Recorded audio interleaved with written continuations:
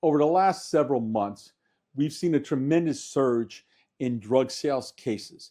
It seems like every law enforcement agency has put a renewed focus on drug sales cases. Along with that focus, we've seen a surge, people get arrested, and criminal filings in drug sales cases. Is there anything specific that you attribute this to? I agree, Roland. Definitely for a long period of time, I would say a number of years, we have seen police officers divest from investigation and prosecution of drug sales cases and focusing more on investigation and prosecution of violent crimes, gang crimes, and obviously sex crimes, which we talked about in our prior Absolutely. recordings. Yes. But I believe what's happening recently is politics. And because of political pressure, because of everyone talking about fentanyl, fentanyl death, and the scourge of drugs and fentanyl specifically, it seems like there is a lot of pressure on law enforcement to again begin investigating drug cases, fighting the war on drugs, and returning back to the battlefield after decades and decades and decades of law enforcement essentially getting nowhere and playing this endless catch and release game. Okay.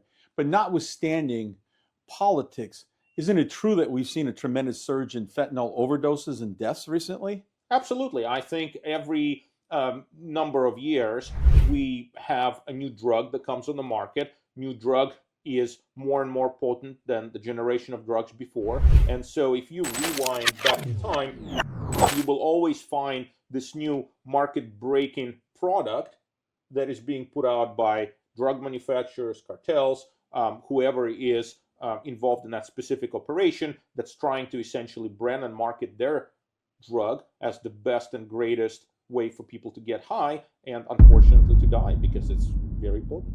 So, William, with this renewed focus by law enforcement and prioritizing drug sales, specifically fentanyl, what types of problems do you see and why do we even care? I think it's highly problematic whenever law enforcement decides to make something their public enemy number one.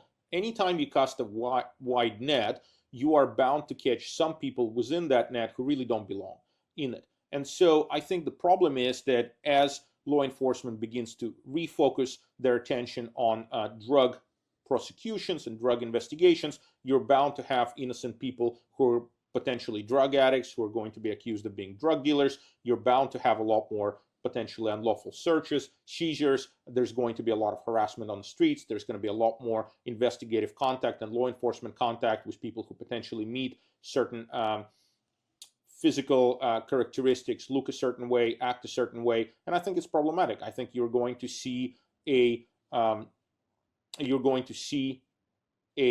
retreat from honoring people's privacy and individual rights, and you're going to see some kind of increased assertion of police power and authority over individuals. And to us, as criminal defense lawyers, I think that's problematic.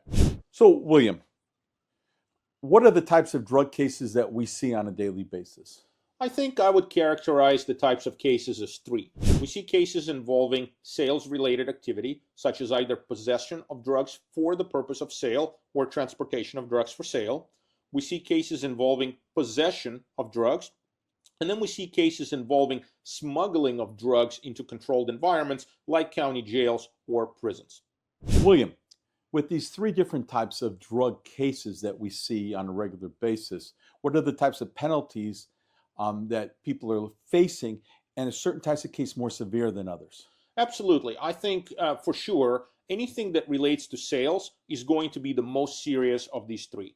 That's because any kind of offense that involves possession for sale or transportation for sale of a narcotic substance, of a controlled substance, of an illegal, unlawful drug is going to be a crime of moral turpitude. That could disqualify people from financial aid. That's a flaw of moral character. It could create serious problems for people who have professional licenses. It could be really awful for people who are not US citizens because it could create significant immigration concerns. And universally, cases involving possession or transportation for sale are all felony cases.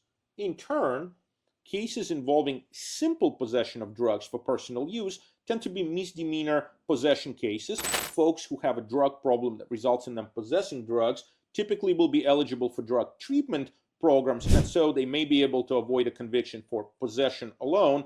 And because of that, there is a much greater opportunity to not only avoid having a criminal record, but also to get the help that you need for an underlying substance use problem, and quite likely avoid going to jail and avoid getting a conviction that could destroy the rest of your life. The third category of cases is unique because prisons and jails are considered to be controlled environments. Many of the crimes that are misdemeanors on the street, such as crimes of possession of weapons or drugs, are felonies if they are committed by a person who is either visiting an individual in a correctional facility or is incarcerated in prison or jail. So simple possession of a weapon, or in this case a narcotic, while on the grounds of a correctional facility will make it a felony, and moreover it is a non-reducible felony, a non-wobbler in the state of California, which means if you get charged with this offense, if you get convicted of this crime, you will have a felony on your record forever. Same as if you were charged with an offense of possessing or transporting a controlled substance for sale.